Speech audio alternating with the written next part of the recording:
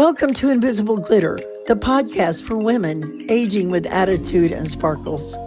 I'm Sandy Parker, founder of the Pink Lady Posse, coach, cheerleader, and your connector-in-chief for whatever you need to go from what now to what's next.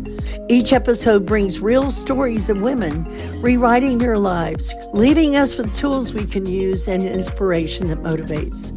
Because your next chapter, it's not about winding down, it's about lighting up. And the most powerful glitter is the kind no one sees coming. Let's go. Hi, everybody. This is Sandy Parker Martinez, and I am so happy to be with someone that I not only respect and like, but I follow her around like a stalker because she's up to good stuff all the time. And I like, if she's doing it, I'm in. So I said, okay, you got to be on this podcast with me, Invisible Glitter. Welcome, welcome. Where are you originally from? Oh, who knows where I'm originally from? Yeah. I was born in Maine. I grew up in Indiana. I've lived all over the world. I was in Indiana. And so I was in Indiana. I got a job down here in Greenville, South Carolina. Then I went to Macon, Georgia, came back to Greenville. Yeah. So it's been a ride. Well, we were talking about liminal space earlier, and every move, you begin a liminal space, and that's the Right. space where life as you know it ends. Then you go through this high wire, flying trapeze. Oh my gosh, I haven't landed. Then you land, you move again, you do it again. So, Right. in a corporate job with a Fortune 500 company, totally stable financially, and then what happens that you would leave that? What happened that I would leave? I was noticing, I became aware that this position that I was in was not serving my mind, my body, my spirit. I was stressed out. I was overloaded.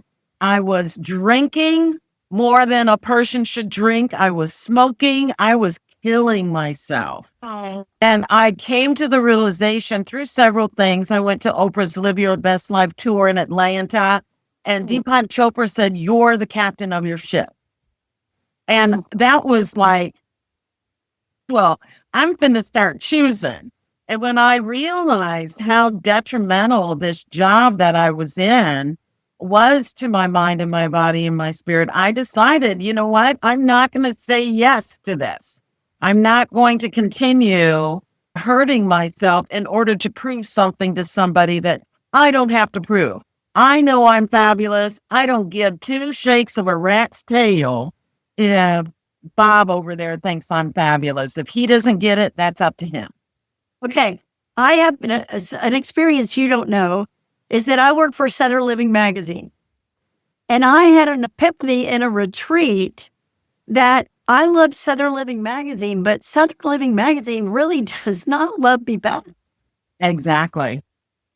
And I thought, you know what? If I don't start looking about the dreams I have for my life, like getting married and having a baby at 38, I better figure it out. So now, where did the inner strength come from to do that? Well, the inner strength came from a lot of things. First of all, I know who I am. Mm-hmm. And I knew that, I could live in a held out log naked and be able to survive. I have those skills, right? And so I had that belief in myself. Although I didn't feel it, it wasn't at the surface. That was a deep thing that I had. But I didn't turn in the company car right away. I said, I am going to, from this moment on, take actions that are in my best interest, not in Ford's best interest, my best interest. And so I did what I needed to do. I talked to my financial planner. I talked to my banker. I talked to my doctor and said, this is what I plan to do. So I need your support in helping me make that decision and to do that. And then I got what I needed. And then I went into my boss's office and said, as of June 1st, which was 2 weeks later, I'm out of here. I'm retiring. Now I turned in my notice. And then I gurgled the water of life, and then I surfaced sometime a bit later. But I knew that I had to make the break or I would not make the break. Now, what's interesting to me is you sought the support from all these people, but none of them are a man. You said you weren't even into men. Like you hadn't had a date or been with a man for 25 years when COVID happened. And I was happy. I was fine. I was like, you know what? I'm living my best life. I'm going to Hawaii, to Costa Rica. I have wonderful friends. I do what I want. I love it. I was loving life till COVID hit. And I'm like, whoa, you know. No, I don't know. Tell me.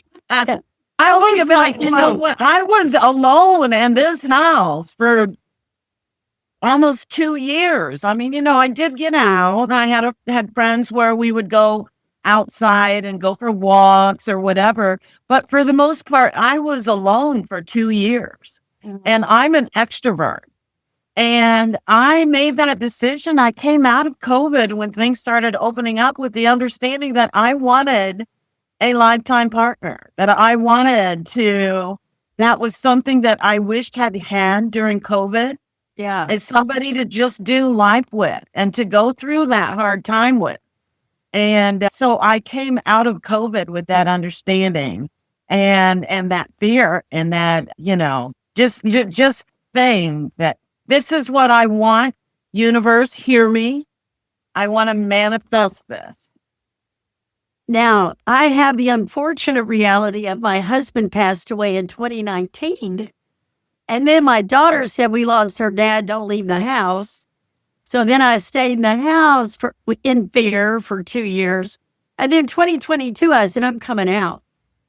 And I started dating right away. I'm like on the apps. You'll hear more about that. But I loved dating and I couldn't wait to be free. All right. So you're in COVID with this new, but even more than you made like a declaration. Oh, yeah. You made action steps. So like, tell me about that. So I made a declaration that this is what I wanted to my friends, my support group, my, you know, just different places that I sit in, you know, and these are people that are, you know, part of my community. And I just told my community, first of all, this is what I'm going to do. And then what I did after that is I'm very kind of strategic about some things sometimes, but not strategic at all. And so then I just took the time to sit down and really think about what I wanted in this person. So I wrote a list. When I was looking at that list, I realized that there are some things that I need to be able to do to attract that person. Some things that I needed to heal in myself to attract that person. So one of my action items was to get into therapy, to heal those parts. So I did do that. I also hired a dating coach because I had, you know, been on all these apps. I had just horrible experiences. I just, you know, I've been ghosted. Of course, I'm smart enough that I wasn't taken advantage of. I ran into the scammers, and I am just grateful, hand to God today, that I was able to see them for what they were. But, and then getting the dating coach and doing all of that, I felt like, just like when I was working in corporate, I needed to put together the team. I needed to put together what I needed to be successful at this, you know, because if I would have known what to do before then, I would have had what I wanted before then. The one thing that I'll say is I met my first husband on America Online in 93. That was before Google was born. Like Yahoo wasn't even trademarked till 98. And back then I thought these are only like pen pals on steroids, right? Like you have no idea who you get. Right. I'm going to tell you what I posted on America Online because it's one of my favorite things I've ever done. In my mind, I thought, I want a big guy with a big heart. right? That's what I want. Is it because I'm a tall, big girl and I want a big guy with a big heart? So I wrote this description that said Delta Burke's looks, which back then I looked like her, and Roseanne Barr's sense of humor, which back then she was on TV and funnier than maybe now, is looking for John Goodman's body with Michael Landon's heart. Oh, Must be 6 feet or taller, 40 or older, live in the Dallas-Fort Worth area, and willing to start a family at 40.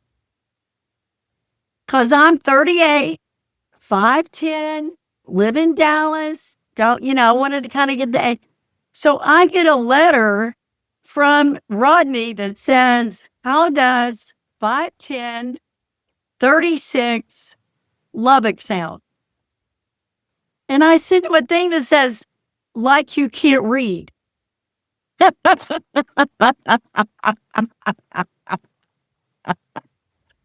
he said, well, my dad said, if you ever find someone without a smile, give them one of yours. And I thought, this is the corniest guy. I said, well, if you ever come to Dallas, look me up. He came the next weekend. And every weekend until we got married.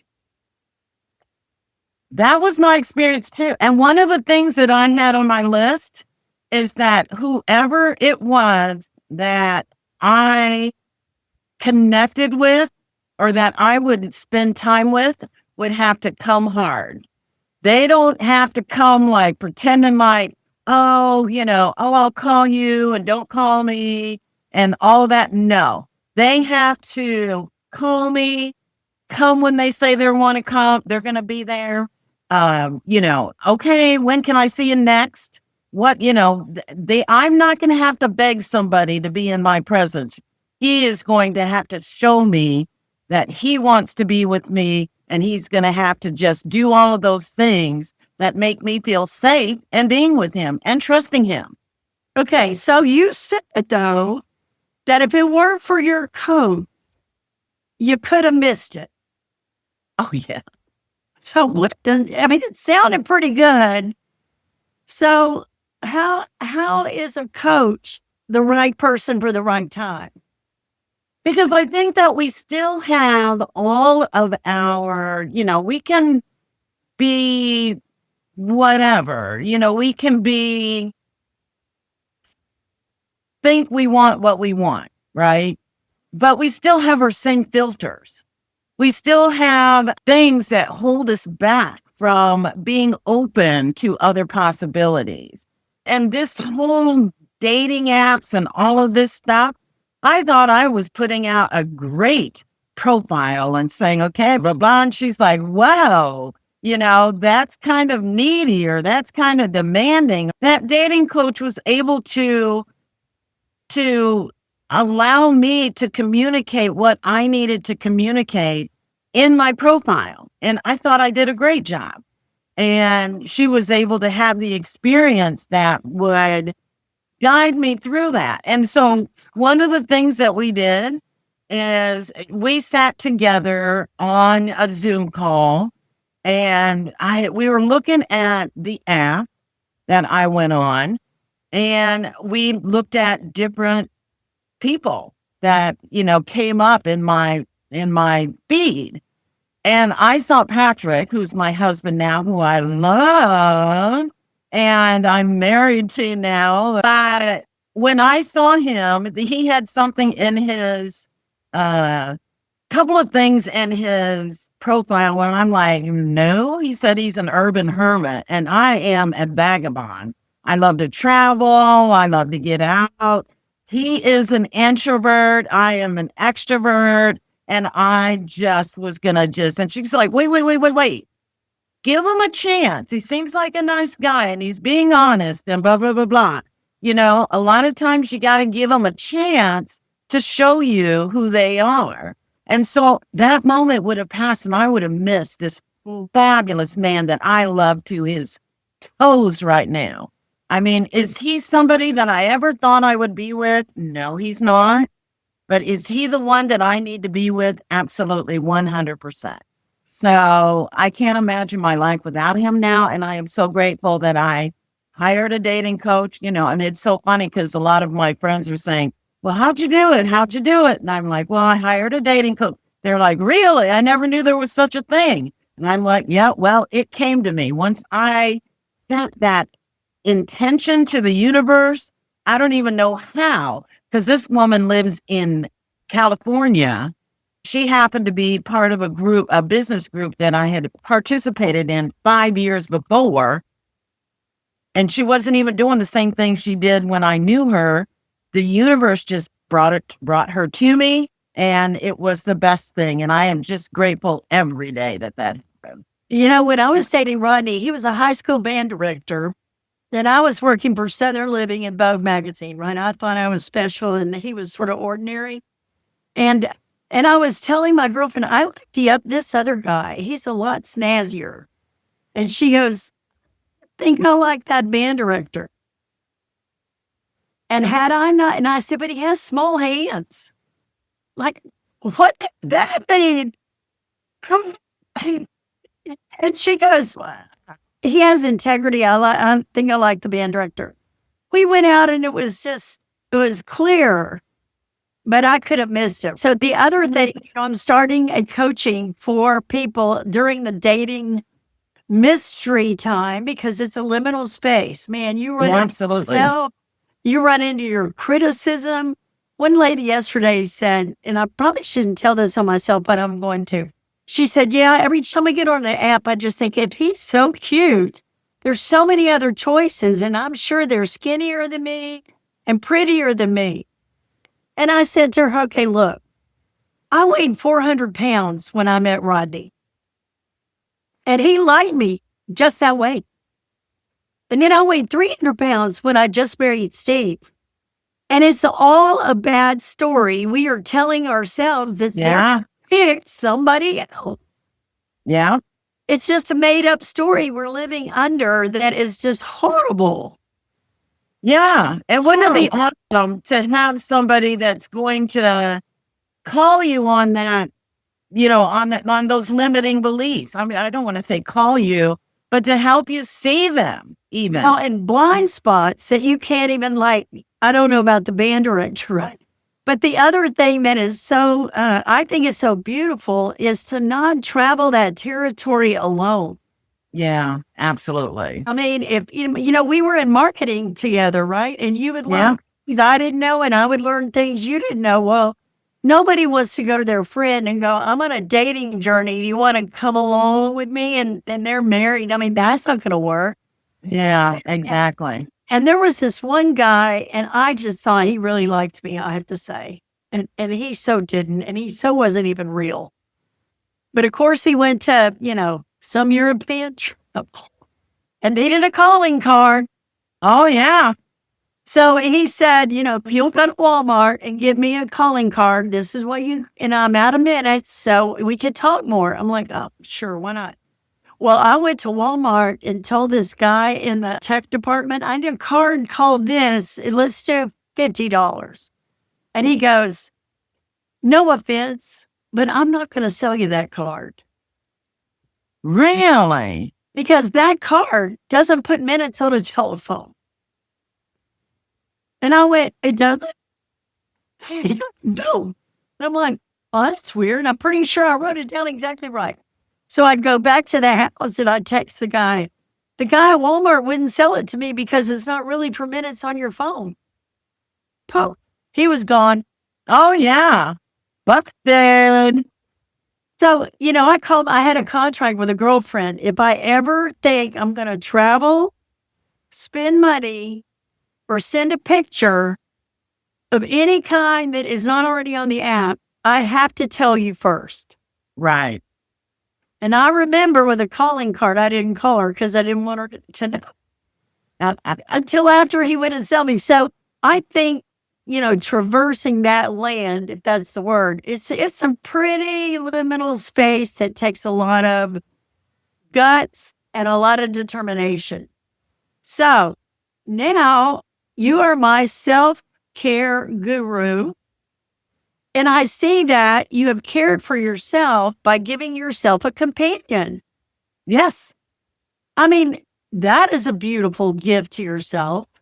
Absolutely. When you say I'm a self-care guru, in addition to having a relationship and traveling, which I see you do, what other things come to mind that you would want to tell people about you and what you do related to self-care?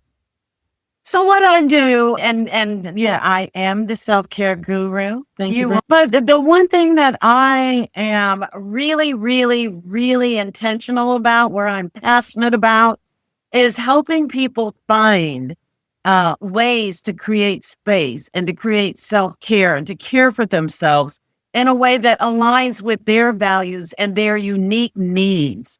Because there is so much information out there. So many people saying you need to do this kind of yoga or this kind of breath work or this kind of journaling or this kind of this or this kind of that. And all 3/4 of those things, I just would have to white knuckle myself through it. So what I help my clients do is to really sit down and think about it and identify what their unique needs are, what their unique likes are. Maybe you don't like yoga. I have another client that is right there with me, does not like yoga, but loves Pilates and loves Qigong. So let's take the time to stop to create that understanding and that connection with your mind, body, and your spirit to find out what really nurtures you, what really creates space for you. It is not a prescription that can be handed out, willy-nilly, and it's not a script that can be handed out to someone willy-nilly. I take the time with my clients to find out what is going to serve and nurture you individually. Well, I recommend anyone who's listening to this, if Deborah will allow me to say that you schedule a time to be with Deborah, because I said Deborah, didn't I? Deborah, because she has tools and like assessment and like tools and tricks like you learned at the Chopra Center that I've never heard of, but I will guide you to what is your nature to be self-caring. So I like a toolbox for self-care. So I'll be in a thrift store as self-care. Those tools. I have a program right now that I'm offering that's like a 2-session coaching session where we identify what those things are for your unique needs. And then we take one item and we just create action specifically for those. We identify in one session what's good for you, what's unique to you, and what nurtures you. And then the next session, we look at one area and say, okay, let's work on this and create some action around that. I really like it because it's a painless way to get some action going directly in 2 sessions. Well, that suits what I'm going to like. Because here's the funny thing. If I don't like it and it doesn't care for me, it's not self-care. It's somebody else's idea of what they're selling, but it isn't caring for me. Exactly. The one thing I heard in your escapades of dating is that you were very clear on what would be caring for you. Like you said, I want this, and I want him to act like this. And this is what I need. And so I was looking at the modules today about what will go in this coaching, because it's much more than a profile, right? It's like, how well do I know myself? And where are my blind spots? Where does sustaining myself through liminal space when I feel rejected and not throwing a towel? And then where are my cohorts so that we can survive together? One of those is invincibility. You have to be ready to be invincible. Oh, yeah. You already have to be set up to be invincible. And it's so cool when I was looking at Steve, and I say I did this, I would swipe and go, oh, he has no teeth. Or, oh, he's too buff. Or, oh, he's on a bicycle and I can barely walk. Right. Or, oh, he looks rich and I'm, not that rich. I mean, I use it as a mirror of self-rejection. Oh, yeah. Yeah. Or critique for the other person. And one day, one guy says in here, "Is anybody finding love in here?" And I said to myself, I thought, you know what? If I showed up with love, I wouldn't have to wonder that. Oh, God, that is so funny because we were talking. So, our latest episode of the Shiro Cafe, we just recorded it yesterday. Oh, tell us about the podcast. Yeah. So, I have a co host, a friend, and colleague. I have a podcast called the Shiro Cafe. And we did an episode yesterday about women finding their seat at the table. And one of the things that we said is, I walked in the room and kicked myself off the table before anybody else had a chance to. So if you show up saying, "Hey, I'm Deborah, I'm here, I deserve to be at this table," there's a different energy that comes with it, right? Oh my Because gosh. then why don't you deserve the rich, good-looking guy? And the rich, good-looking guy may be looking for exactly you, and you've taken yourself out of the running.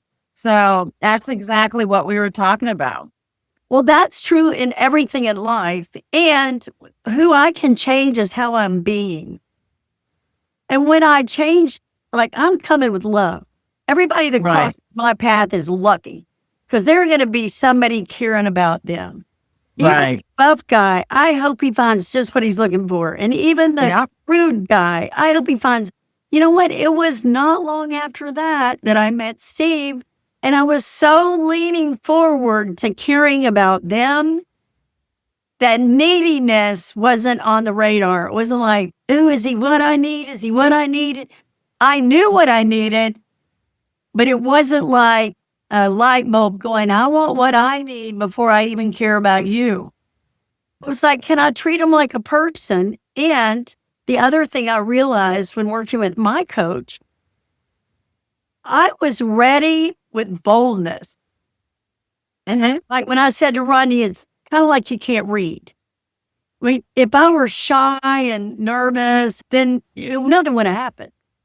And with Steve, he said, we lived 4 hours away. He goes, well, I'm actually looking for somebody in a 50-mile radius. And I said, well, the right man for me is so much harder to locate than my directions to Dallas. We should at least meet. And he said, yeah, okay, I'll do that. Now, what if I were sheepish and nerdy and not confident? And it doesn't matter if you really are confident. I mean, it does matter, but you can act confident even when you're not like perfectly confident, you can still act confident. And it's learning how to have conversations where you're not backing away from the table, where you're not taking yourself out before you even get to be in the game of it. Right. I see you doing that all the time. You're in. Any table you show up at, you're in. Oh, yeah. Oh, yes, ma'am.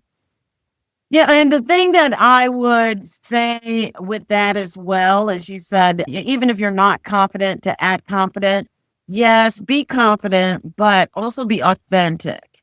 Right. If you're showing up as somebody that you're not, eventually your real self is going to show up and it's going to, it's going to trip you up. But yeah, I mean, I think that you find that confidence within yourself and allow it to show up with you. And you get yourself prepared for the tools of the trade, right? Yep. You got to be prepared with conversation starters. You have to be prepared for what matters to you. You have to be prepared. So I think it's about being prepared.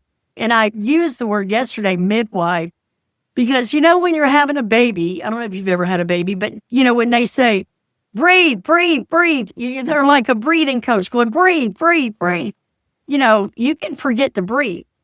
And having a coach by your side or a guide by your side, it's like, okay, let's look. Don't forget. Don't forget.